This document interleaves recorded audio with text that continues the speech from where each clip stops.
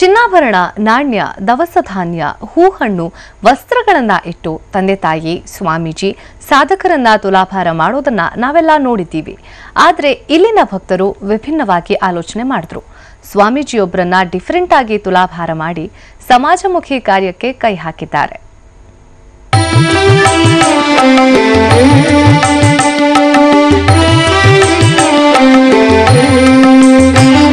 ಒಂದು ತಕ್ಕಡಿಯಲ್ಲಿ ಸ್ವಾಮೀಜಿ, ಇನ್ನೊಂದು ತಕ್ಕಡಿಯಲ್ಲಿ ರಕ್ತದ ಪ್ಯಾಕೆಟ್.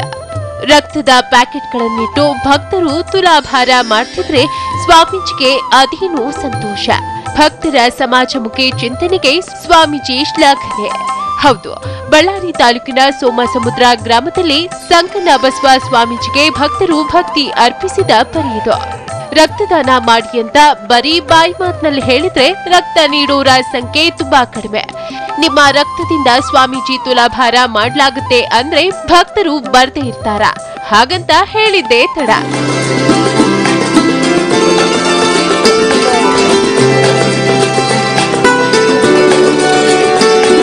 ಸಂಕನ ಬಸವ ಸ್ವಾಮೀಜಿ ಮೇಲಿನ ಭಕ್ತಿಗೆ ಸಾಕಷ್ಟು ಭಕ್ತರು ರಕ್ತ ನೀಡಿ ಸಮಾಜಕ್ಕೆ ನೆರವಾಗ್ತಿದ್ದಾರೆ.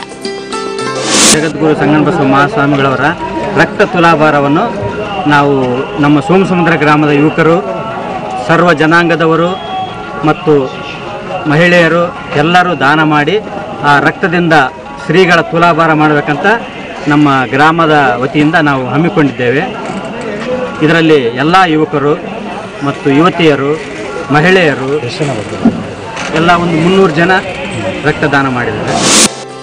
ಕೊಟ್ಟೂರೇಶ್ವರ ಮಠದ ಆವರಣದಲ್ಲಿ ನಡೆದ ಕಾರ್ಯಕ್ರಮದಲ್ಲಿ ಸುಮಾರು 300 ಜನ 300 ಪ್ಯಾಕೆಟ್ ರಕ್ತ ನೀಡಿದ್ದಾರೆ. ರಕ್ತ ನೀಡೋದ್ರಿಂದ ದೇಹಕ್ಕೆ ಆಪತ್ತಿಲ್ಲ, ರಕ್ತದಾನದಿಂದ ಮತ್ತೊಬ್ಬರ ಜೀವ ಉಳಿಸಬಹುದಾಗಿದೆ ಅನ್ನೋ ಸಂದೇಶದೊಂದಿಗೆ ನಡೆದ ಕಾರ್ಯಕ್ರಮ ಯಶಸ್ವಿಯಾಗಿದೆ. ಸ್ವಾಮೀಜಿ ಮೇಲಿನ ಭಕ್ತಿಗೆ ಹೆಚ್ಚು ಜನರು ರಕ್ತ ನೀಡಲು ಬರ್ತಾರೆ ಅಂತ ಯುವಕರು ಮಾಡಿದ ತುಲಾಭಾರದ ಐಡಿಯಾ ಸಕ್ಸಸ್ ಆಗಿದೆ. ಭಕ್ತರ ಸಮಾಜಮುಖಿ ವಿಭಿನ್ನ ಚಿಂತನೆಗೆ ಸ್ವಾಮೀಜಿಗೂ ಖುಷಿ ಕೊಟ್ಟಿದೆ.